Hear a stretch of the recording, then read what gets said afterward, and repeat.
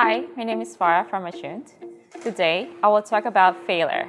It's what you do with it that counts. All companies, large and small, face failures from time to time. On the one hand, there are startups struggling to quickly learn what works before they run out of funding.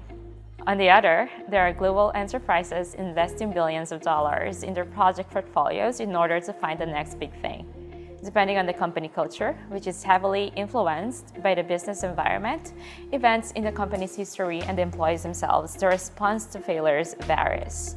I have met company executives who try to avoid failures at all costs. And if failures still happened, they would make sure to find the culprit. But then I have also encountered others who try to celebrate failure as a natural step in the learning process.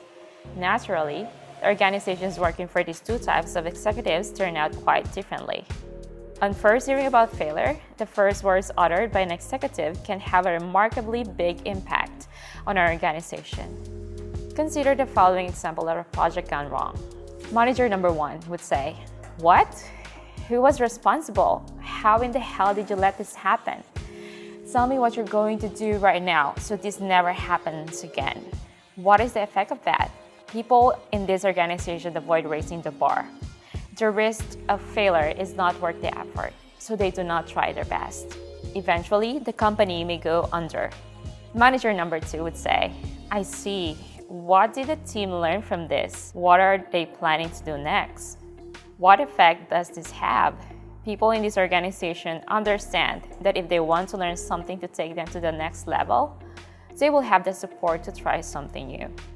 And by not giving up, even after many failures, this organization will be able to grow permanently. Let's be honest, no one likes to fail.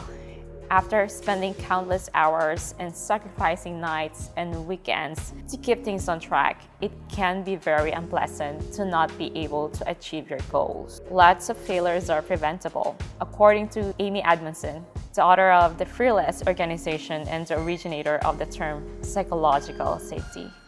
Let me explain further what the categories are.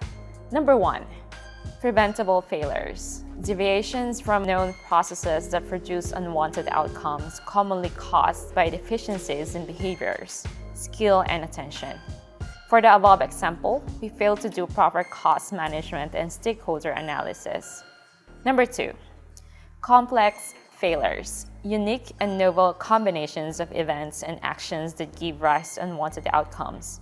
This can be caused by complexity, variability, and novel factors imposed on familiar situations. The 2003 failed re-entry into the Earth's atmosphere by NASA's Columbia Space Shuttle is one such example. Number three, intelligent failures. New adventures into new territory that lead to unwanted outcomes.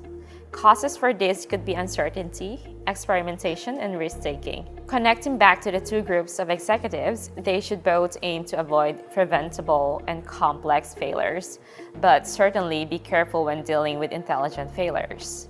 A high-performing team pursuing the next big thing will rack up a fair amount of these types of failures.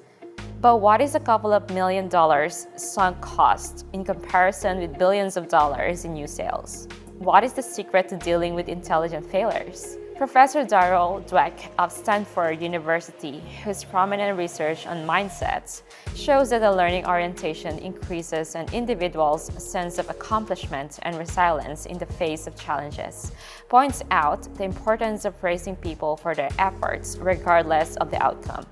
When people believe that their ultimate performance is a sign of their ability or intelligence, they are less likely to take risks for fear that the results will call their ability into question.